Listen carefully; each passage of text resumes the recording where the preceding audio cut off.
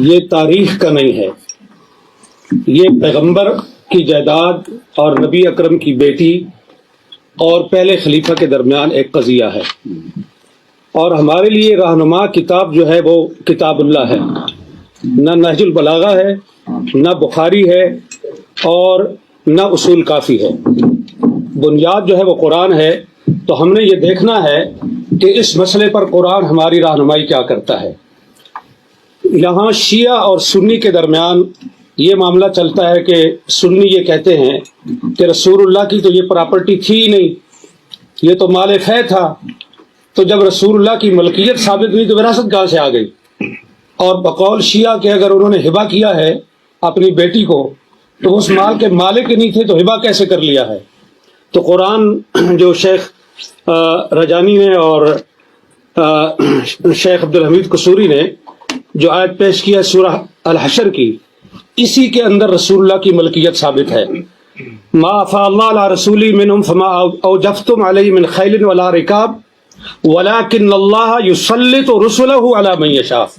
میرا پوائنٹ یہ ہے، یسلط رسلہ، تسلط کیا ہے؟ علماء بیٹھے ہیں وہ کریں گے، علماء بیٹھے ہیں وہ جانتے ہیں کہ تسلط کیا چیز ہوتی ہے۔ تو یہ تسلط کا جو لفظ ہے یہ پیغمبر کی ملکیت کو ظاہر کر رہا ہے۔ ایک یہ پہلا پوائنٹ ہے۔ دوسرا یہ ہے کہ کیا نبی کی وراثت ہوتی ہے یا نہیں؟ یوصیکم اللہ فی اولادکم للذکر مثل حظ الانثیین، سورہ نساء کے اندر اللہ رب العالمین نے یہ بتا دیا ہے کہ تمام امت کی، تمام مسلمانوں کی وراثت ہے، اور اس کے اندر وَلِكُلٍّ جَعَلْنَا مَوَالِيَ مِمَّا تَرَكَ الْوَالِدَانِ وَالْأَقْرَبُونَ۔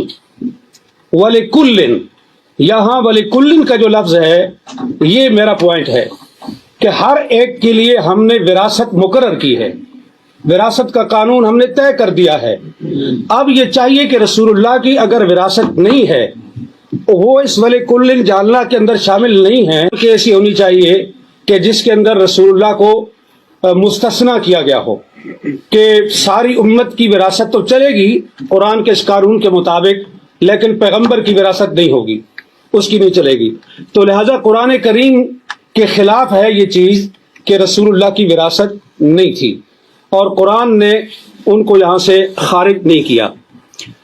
اب حضرت ابو بکر رضی اللہ عنہ نے حضرت فاطمہ کے کلیم کو رد کرنے کے لیے جو روایت پیش کی، بخاری میں بھی ہے، مسلم میں بھی ہے، دوسری تمام شیعہ کتابوں میں بھی ہے اور سنی کتابوں میں بھی، اس کے اندر 3 پوائنٹ ہیں۔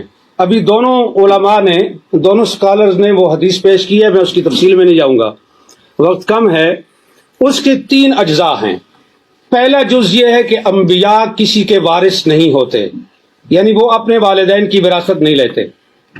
دوسرا پوائنٹ یہ ہے کہ انبیاء کی وراثت نہیں ہوتی، ان کا کوئی رشتہ دار اور ان کے کوئی قریبی جو ہیں عزیز، وہ ان کی وراثت نہیں لے سکتے۔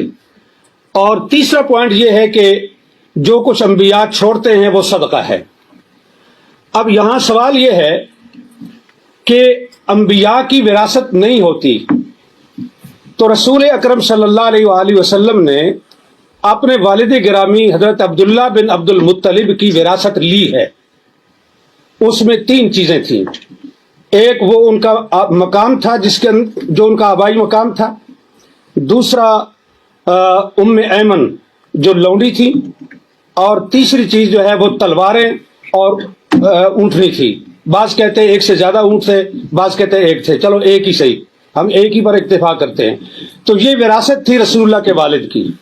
رسول اللہ نے یہ وراثت اپنے والد سے لے لی، تو یہ کیسے وہ کہہ سکتے ہیں کہ انبیاء وراثت نہیں لیتے؟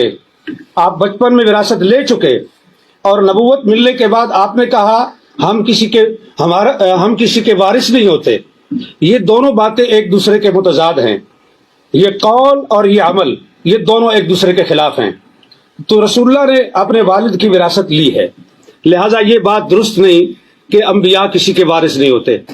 دوسری چیز ہے کہ انبیاء کی اولاد جو ہے اس کی کوئی وارث نہیں ہوتی، وہ وارث نہیں ہوتی، تو وہ وارث سلیمان و داؤد۔ اور حضرت زکریا علیہ السلام نے جو کہا کہ انی خفت الموالی من ورائی، یہ علماء کے لیے یہ لفظ جو ہے یہ قابل غور ہے اہل علم کے لیے، کہ حضرت زکریا یہ کہہ رہے ہیں کہ انی خفت الموالی، میں موالی سے ڈرتا ہوں، مجھے ڈر ہے، اس لیے میں تجھ سے مانگ رہا ہوں کہ مجھے ایک وارث چاہیے۔ اب یہاں جو سکالر یہ فرماتے ہیں کہ یہ وراثت علم کی وراثت تھی، نبوت کی وراثت تھی، تو خفت الموالی کو آپ کہاں لے کے جائیں گے؟ کیا حضرت زکریا کو اپنے موالی سے یہ ڈر تھا کہ وہ میرا علم چھین لیں گے، میری نبوت چھین لیں گے؟ انہیں ڈر اس چیز کا تھا کہ جو میری پراپرٹی ہے اور جو میری جائیداد ہے، میرے بعد میرے موالی اس پہ قابض ہو جائیں گے، اور اس لیے انہوں نے اس پہ قابض ہو جائیں گے، اور اس لیے انہوں نے یرثنی و یرث من آل یعقوب یہ انہوں نے مانگا۔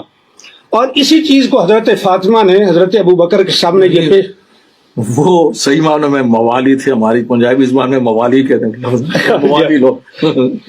مفتی صاحب ذرا سے اگر خلاصہ کر سکے۔ جی بالکل خلاصہ کر، پچھلی ساری کتاب تو گزارش یہ ہے کہ یہ ہے قرآن، اور یہ کہہ رہے ہیں ڈاکٹر علی کے وقت نہیں ہے تو میں اس کو مختصر کرتا ہوں، صرف تاریخی لحاظ سے ایک چیز پیش کر کے، کہ حضرت ابوبکر اور حضرت عمر کے دور میں گورنمنٹ کے قبضے میں رہا فدق، حضرت عثمان نے سارا مروان کو بخش دیا۔ اگر مسلمانوں کی پراپرٹی تھی تو تیسرے خلیفہ کو یہ حق کس طرح تھا کہ وہ مروان بن الحکم کو سارا دے دے؟ پھر حضرت عثمان کے بعد امیر شام معاویہ بن ابی سفیان کا دور آیا، انہوں نے حضرت عثمان کے بیٹے اور حضرت اس کو مروان کو اور اپنے بیٹے کو، ان تین کے درمیان فدق کو تقسیم کیا جناب معاویہ بن ابی سفیان نے۔ عمر بن عبدالعزیز آئے، انہوں نے یہ، اور پھر مروان نے یہ جائیداد وراثت کے طور پر اس کی اولاد کو پہنچی، عبدالعزیز بن مروان کو، اور اس کے ذریعے سے حضرت عمر بن عبدالعزیز تک پہنچی۔ عمر بن عبدالعزیز نے سارا فدق جو ہے وہ اولاد فاطمہ کو واپس کیا، یہ کہہ کر کے کہ یہ ان کا حق ہے، ان کے ساتھ زیادتی ہوئی ہے۔ اب سوال یہ ہے کہ فیصلہ حضرت ابوبکر کا درست تھا، فیصلہ حضرت عثمان کا درست تھا، فیصلہ عمر بن عبدالعزیز کا درست تھا، اور اس کے بعد کی تاریخ انہوں نے بتا دی، یہ مامون الرشید تک پہنچتا ہے، اور مامون کے بعد پھر حکومت کے قبضے میں آیا، اور پھر آج تک بنو فاطمہ کو وہ واپس نہیں مل سکا۔